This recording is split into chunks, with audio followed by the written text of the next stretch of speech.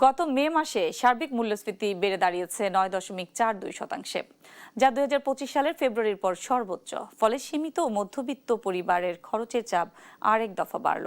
২ দফা জ্বালানি তেলের দাম বৃদ্ধিকে এর অন্যতম কারণ হিসেবে দেখছেন অর্থনীতিবিদরা।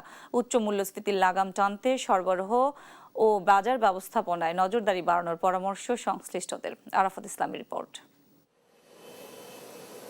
বৈশ্বিক অস্থিরতার কারণে গত এপ্রিল ও মে মাসে ২ দফা জ্বালানি তেলের দাম বাড়িয়েছে সরকার। এর প্রভাবে গত ১৬ মাসের মধ্যে সর্বোচ্চ মূল্যস্ফীতি হয়েছে গেল মে মাসে। বাংলাদেশ পরিসংখ্যান ব্যুরো বিবিএস এর তথ্য বলছে, গত মে মাসে সার্বিক মূল্যস্ফীতি বেড়েছে ৯.৪২%। খাদ্য মূল্যস্ফীতি বেড়ে দাঁড়িয়েছে ৯.৬%, আর খাদ্য বহির্ভূত মূল্যস্ফীতি বেড়ে হয়েছে ৯.৭১%। সংশ্লিষ্টরা বলছেন, জ্বালানি তেলের মূল্য বৃদ্ধির প্রভাবে খাদ্য ও খাদ্য বহির্ভূত উভয় খাতেই পণ্যের দাম বেড়েছে, যার সরাসরি প্রভাব পড়েছে ভোক্তার পকেটে। বিশেষ করে নিম্নবিত্ত ও মধ্যবিত্ত শ্রেণীর মানুষের উপর জীবনযাত্রার চাপ আরও বেড়েছে। আগের যেমন চলতে হবে এখন একটু সেইভাবে চালাতে হবে, মানে কষ্ট একটু অবশ্যই হবে, সব জিনিসের দাম যেহেতু বাড়তি। আমরা গরিব মানুষ, ভাতে ভাত মাছে বাঙালি, কিন্তু এগুলো যদি একটু মনে করেন থাকে, আমরা মনে একটু স্বস্তিতে আছি। এখানে আমাদের সরকারের কাছে একটাই করা আছে যে উনি আসছে, উনি জানি এগুলোর একটু ফোকাস দেয় এরিয়ায়। এখন আমাদের তো একটা নির্দিষ্ট স্যালারি আছে, এটা যেমন কাঁচামাল ধাপে ধাপে দাম বাড়ে, কমার তো আর নাম নাই, আর যেটা বাড়ে তো বাড়ে।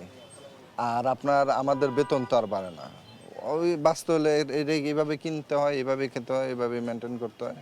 অর্থনীতিবিদদের মতে, বর্তমান মূল্যস্ফীতির পেছনে একাধিক কারণ একসঙ্গে কাজ করছে। জ্বালানি তেলের দাম বাড়ানোর পর সম্প্রতি বাড়ানো হয়েছে বিদ্যুতের দামও। ফলে শিল্প, কৃষি, পরিবহন ও সেবা খাতের উৎপাদন ব্যয় আরও বেড়ে যাওয়ার আশঙ্কা তৈরি হয়েছে।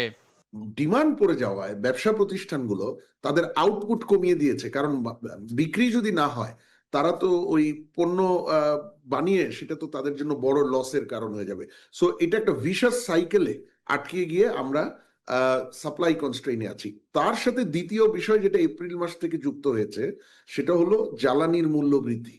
এজন্য ভোক্তার উপর ব্যয়ের চাপ কমাতে সরবরাহ ব্যবস্থা স্বাভাবিক রাখা সহ বাজার তদারকি বাড়ানোর তাগিদ বিশ্লেষকদের। কন্টিনিউড ইনফ্লেশন চলছে, মধ্যবিত্ত কিন্তু জর্জরিত, এবং ওদের কিন্তু জীবনের যে ব্যয়, জীবনযাত্রার ব্যয়, সেটা বাড়তে যাচ্ছে। আরাফাত ইসলাম, দেশ টিভি, ঢাকা।